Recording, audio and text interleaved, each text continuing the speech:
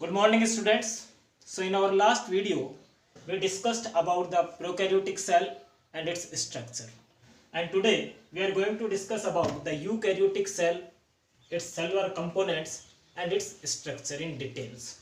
So first of all, what are these eukaryotic cells? So these eukaryotic cells are the cells which contains their genetic material well organized and bounded by the nuclear membrane, or they contains their genetic material well organized inside the nuclear membrane. And these eukaryotic cells, they also contains some membrane bounded cell organelles such as the mitochondria, the nucleus, the endoplasmic reticulum, the Golgi complex, and in case of plant cells, the chloroplast. So all these membrane bounded organelles are present in case of eukaryotic cells, and all these membrane bounded organelles, these are present in the cytoplasm of eukaryotic cell. And this cytoplasm, it is bounded by a cell membrane, which is also known as the plasma membrane in case of animal cell, and an extra cell wall in case of a plant cell. Now further, these eukaryotic cells, their size ranges from 5 micron meter to 100 micron meter. So the size of eukaryotic cell ranges from 5 to 100 micron meter, and these eukaryotic cells, they contains both ribosomes. Both ribosomes means they contains the 70S type of ribosomes, and they also contains the 80S type of ribosomes. Now further, these eukaryotic cells, in eukaryotic cells, the genetic material, that is DNA, this DNA, it is present in the form of chromosomes either or chromatin. So the genetic material of eukaryotic cell, it is present in the form of chromosomes or it is present in the form of chromatin. Now this protoplasm of eukaryotic cell, it is known as protoplast, and this protoplast includes the cytoplasm, the nucleus and vacuoles. Further, in case of plant cells, these plant cells contains the chloroplast. They contains a large centrally located vacuoles, and these vacuoles and chloroplast or plastids, they are absent in animal cells. The plant cell, it also contains an extra cell wall which is also absent in animal cell, and the animal cell contains the centrioles, but these centrioles are absent in plant cells. So these are the differences between the eukaryotic plant cell and animal cell. Now we will discuss each and every component of this eukaryotic cell in details. So starting with this outer covering, that is cell wall. So in case of plant cells, this cell wall, it is outermost covering. It is outermost covering. It is rigid in nature. It is protective in nature, and it is semi-transparent. It is semi-transparent wall that is present or that is found in certain plants, fungi and protists. So this cell wall, it is outer, rigid, protective and semi-transparent covering of the eukaryotic cells, which is found in certain plant cells, which is found in certain fungi and protists. Now second thing, the thickness of this cell wall, it varies from 1 to 10 micron meter. So the thickness varies from 1 to 10 micron meter, and this cell wall, it is non-living. Cell wall is non-living extracellular secretion of plant cell. So cell wall is non-living extracellular secretion of plant cell, but it is metabolically active. Metabolically active. Metabolically active means it is capable of growth. It is capable of growth. So in case of eukaryotic cell, this cell wall, it is outer rigid protective semi-transparent covering which is found in certain fungi, certain protists and nearly all plant cells. Its thickness varies from 1 to 10 micrometer.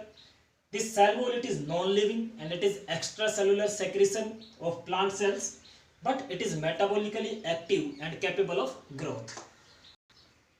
Now we will discuss about the functions of cell wall.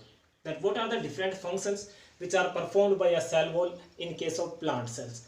So the first function of this cell wall is the cell wall, it is responsible for the maintaining size and shape of cell. So this cell wall, it maintains the size and shape of cell. Second, this cell wall, it provides protection to protoplasm. So it provides protection to protoplasm from some mechanical injury. Third, this cell wall, it provides rigidity to cell. It provides rigidity to cell. Fourth, this cell wall, it counteracts with osmotic pressure. With osmotic pressure. And the next, this cell wall, it prevents cell from entry of pathogens. So this cell wall, it prevents cell from pathogens or from entry of pathogens. Further, because this cell wall is capable of expansion, that's why this cell wall also helps in growth of plant cell. Growth of plant cell. Now come to the chemical composition of cell wall.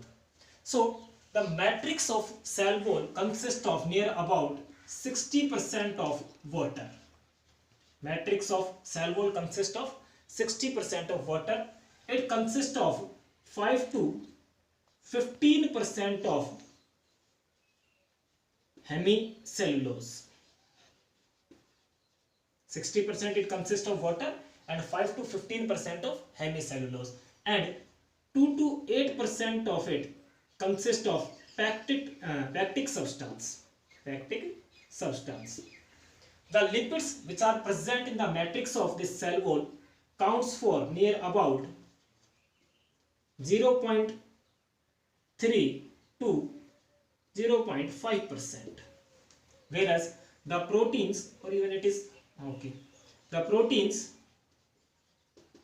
present in matrix of cell wall is 1 to 2%. 1 to 2%. So this is the chemical composition of matrix of a cell wall. Now this cell wall, it also consists of some microfibrils. Microfibrils, which includes the cellulose or fungal cellulose. Cellulose or fungal cellulose, and their concentration is near about 10 to 15%. Now further, this cell wall, it also consists of some other ingredients. So other ingredients of cell wall includes the lignin, cutin, suberin, resins, gums, tannins, etc. So this is the chemical composition of cell wall, that its matrix consists of near about 60% of water, 5 to 15% of hemicellulose, 2 to 8% of pectic substance, lipids counts for 0.3 to 0.5%, proteins counts for 1 to 2%, and certain microfibrils such as cellulose or hemicellulose or fungal cellulose, it is 10 to 15%, and other ingredients includes the lignin, cutin, suberin, resins, gums, tannins, etc. Here we have a bit mistake, that is lipids in case of this cell wall, they are near about 0.5 to 3%. So lipids counts for 0.5 to 3% in cell wall. Now come to the structure of cell wall. So structurally this cell wall consists of three different layers or three different parts. The first layer is middle lamellae. The first layer is middle lamellae. So this middle lamellae, it is formed at the time of cytokinesis. It is formed at the time of cytokinesis, first of all. Now, second, this middle lamellae, it is thin, amorphous and cementing substance. Cementing substance or a layer that is formed between two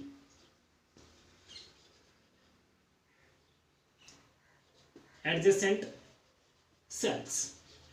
So this middle layer, it is formed at the time of cytokinesis. It is thin, it is amorphous in nature, and it is a cementing layer or cementing substance which is formed between two adjacent or nearby plant cells.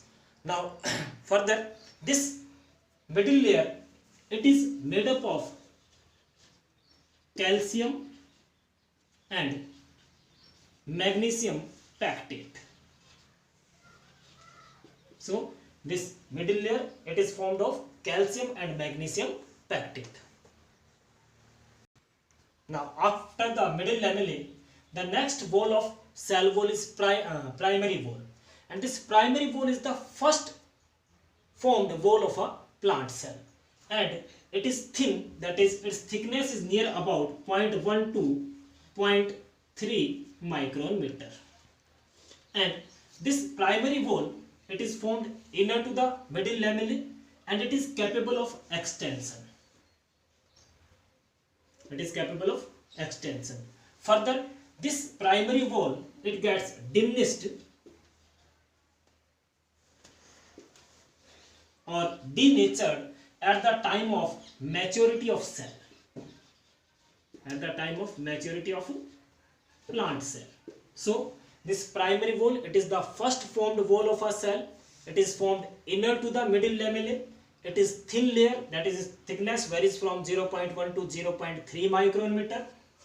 It is capable of growth or extension, and it gets diminished or denatured at the time of maturity of a cell. Now the third layer of this cell wall, it is secondary wall, and this secondary wall, it is formed in mature cells.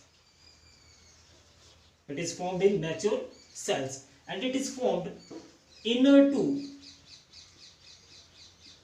primary wall. It is formed inner to primary wall, and it is a thick wall, and its thickness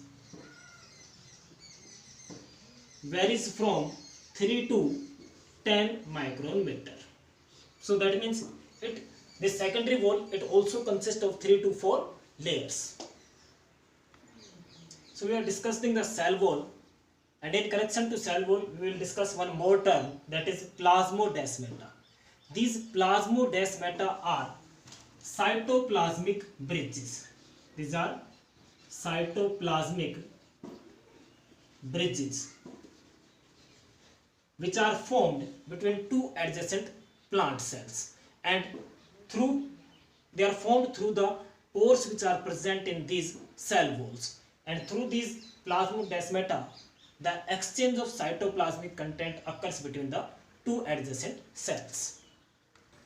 So we have already discussed about the cell wall, and we will discuss each and every part or component of a cell in details, but for the time being, we are just going through this cell, and in next videos we will discuss about all these components in details. So after cell wall, in case of eukaryotic cell, then comes the next layer that encloses the cytoplasm, and that is known as plasma membrane, that is shown in blue color. It is also known as plasmolemma, or it is also known as cell membrane, and this cell membrane encloses the cytoplasm. Cytoplasm is the protoplasm of a cell, excluding the nucleus. So excluding nucleus, whatever the protoplasm present in a cell, that is known as cytoplasm.